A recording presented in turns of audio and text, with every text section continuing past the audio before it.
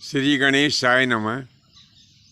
प्रिय बंधुओं, उस इंद्रप्रस्थ नाम के दिव्य नगर में महाराज युधिष्ठिर द्वारा आयोजित राजसूय यज्ञ की तैयारी बड़े ही जोर शोर से शुरू हो गई थी।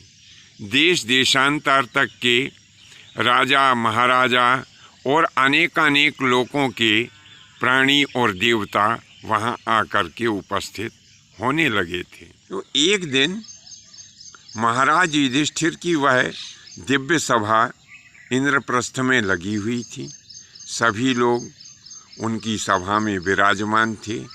महाराज युधिष्ठिर जो थे वो अपने सिंहासन के ऊपर आसीन थे।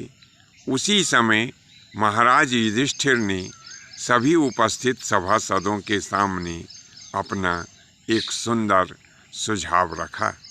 महाराज युधिष्ठिर उपस्थित सभी सभासदों से कहने लगे कि हे प्रिय सभासदों, मेरा आप सबसे एक विनम्र अनुरोध है कि राजसूय यज्ञ जैसा कार्य एक बहुत बड़ा कार्य होता है, तो क्यों ना हम एक अलग से यज्ञ सभा का गठन कर लें और उसमें ऐसे सभी सदस्यों को शामिल किया जाए जो कि यज्ञ कार्य के जानकार हों और यज्ञ संबंधी कार्य को धर्मपूर्वक संपन्न करने में हमारी सहायता करें। सभी सभासदों ने युधिष्ठिर के उस प्रस्ताव का स्वागत किया और उस यज्ञ सभा के सदस्य के रूप में पितामह भीष्म तथा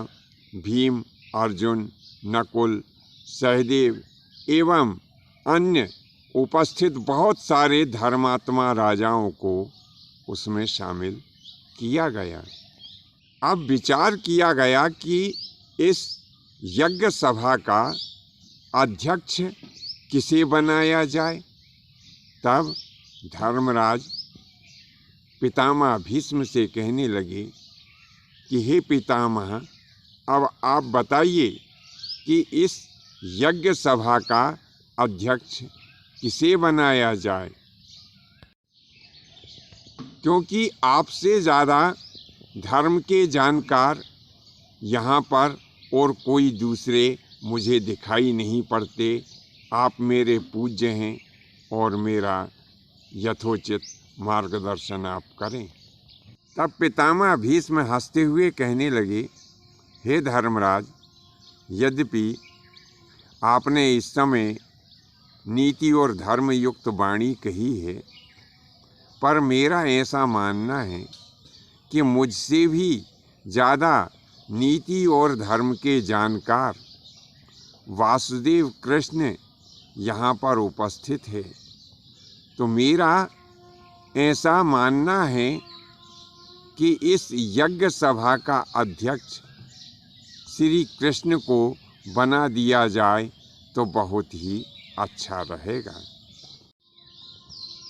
उपस्थित बहुत से सभासदों ने पितामह भीष्म के इस प्रस्ताव का स्वागत किया और खड़े होकर हाथ जोड़कर भगवान श्री कृष्ण से प्रार्थना करने लगे कि हे वासुदेव केशव, आप इस यज्ञ सभा के अध्यक्ष बनने के योग्य हैं।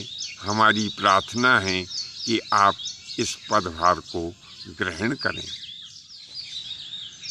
भगवान श्री कृष्णचंद्र जी महाराज अपने आसन से उठ कर के और उस आसन पर जाकर के आसीन हो गए जो कि यज्ञ सभा के अध्यक्ष के लिए निश्चित किया गया था। भगवान श्री कृष्णचंद्र जी महाराज ने सभी उपस्थित सभासदों के प्रति अपना आभार व्यक्त किया। लेकिन उसी समय क्या हुआ कि चंदेरी के नरेश राजा दमघोष का पुत्र वहाँ पर उपस्थित था। वह चंदेरी नरेश राजा दमघोष का पुत्र शिशुपाल उठ कर के खड़ा हो गया और भगवान श्री कृष्णचंद्र जी महाराज से इस प्रकार से कहने लगा कि अरे मूर्ख, बेशर्म ग्वाले, तेरी क्या औकात है जो हम जैसे महान राजाओं के उपस्थित होते हुए भी तू इस यज्ञ सभा का अध्यक्ष बन गया है।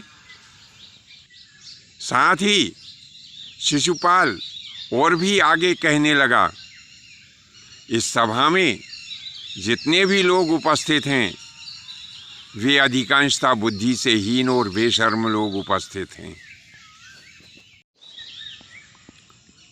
अरे मूर्ख ग्वाले, ये लोग तो बुद्धि से हीन हैं ही। अरे तू तो अपने आप को बेहद अक्लमंद समझता है, तो तुझे तो ये समझना चाहिए कि यहाँ उपस्थित जो श्रीमंत बड़े बड़े प्रतापी राजा और महाराजा हैं, उनके सामने मैं कैसे अध्यक्ष बन सकता हूँ। लेकिन तू इस बात का विरोध क्यों करेगा? क्योंकि तू स्वयं पद लोलुप है और तेरे में इतनी पद लोलुपता है कि इस भीष्म ने थोड़ा सा क्या कह दिया कि तू ही इसके लायक है। तूने विलंब भी नहीं किया और जा कर के और मच से उस आसन के ऊपर बैठ गया। अरे बेशर्म, तेरा काम पशु चराना है तो तू पशु चराए, उसी में शोभा प्राप्त करेगा। यहाँ राजाओं के बीच में बैठ कर के और अध्यक्ष बनना तुझे शोभा नहीं देता। तब पितामह भीष्म ने शिशुपाल के इस व्यवहार का विरोध किया।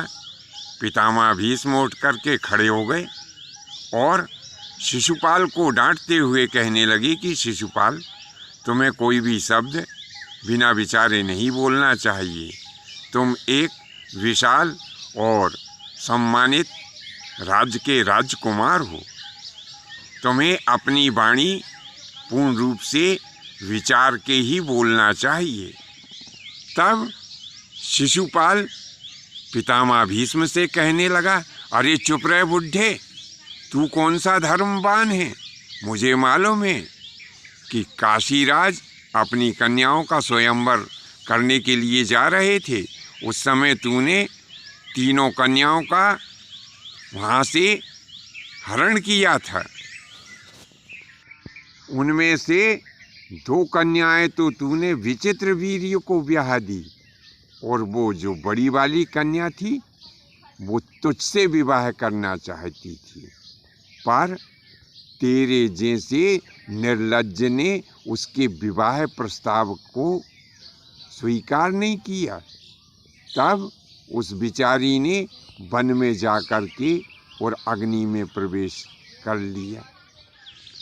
अपनी भीष्म प्रतिज्ञा की आड़ में अपनी नपुंसकता को छिपाने वाले भीष्म, मुझे ऐसा लगता है कि तू भी निर्लज्ज हो गया है। जब शिशुपाल भगवान श्री कृष्णचंद्र जी महाराज को और भीष्म पितामह को अपशब्द कह रहा था, तो उस समय भगवान श्री कृष्णचंद्र जी महाराज हंसते हुए पृथ्वी के ऊपर कुछ रेखाएं खींच रहे थे। फिर एकाएक भगवान श्री कृष्णचंद्र जी महाराज ने रेखाएं खींचना बंद किया और उठ कर के खड़े हो गए तथा सभी सभासदों को भगवान श्री कृष्णचंद्र जी महाराज इस प्रकार से कहने लगे कि हे सभासदों सुनो, यह शिशुपाल मेरी भुआ का लड़का है। जब इसका जन्म हुआ था तो इसके 4 हाथ और 3 नेत्र थे। इसका ऐसा विचित्र रूप देख करके और मेरे फूफा जी ने ज्योतिषियों से पूछा था कि हे विद्वानों, इसका भविष्य बताइए। तब ज्योतिषियों ने इस प्रकार से कहा था कि जिस प्राणी के दर्शन करने मात्र से इसकी 2 भुजाएं और तीसरा नेत्र गिर जाए तो समझ लेना कि उसी प्राणी के हाथों इसकी मृत्यु होगी।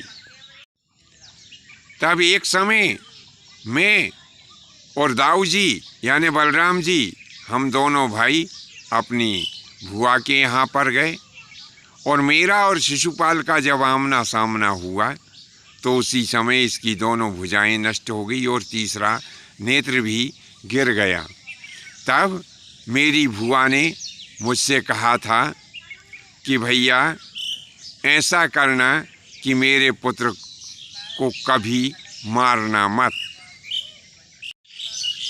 तब मैंने मेरी भुआ को वचन दिया था कि इसके 100 अपराध मैं क्षमा कर दूंगा, लेकिन 100 अपराध के बाद जैसे ही 101वां अपराध होगा मैं इसका वध कर दूंगा। वर्तमान में इसने 100 से कहीं बहुत ज़्यादा अपशब्द मुझे और पितामह भीष्म को कह दिए हैं। अब इसे कोई बचाने वाला नहीं है, इसकी मृत्यु निकट आ चुकी है। वैसे ही एक भयंकर खटाक की आवाज़ हुई और वहाँ पर चक्र सुदर्शन प्रकट हो गया और पलक झपकते ही शिशुपाल के सिर को धड़ से अलग करके और सुदर्शन चक्र अपने स्थान को चला गया। तो बंधुओं, आज की यह कथा आपको कैसी लगी नीचे कमेंट्स बॉक्स में अवश्य लिखें। आज के लिए बस इतना ही, शेष फिर अगले भाग में उपस्थित होंगे। आज्ञा दीजिए। धन्यवाद। जय माता की, जय परशुराम जी की।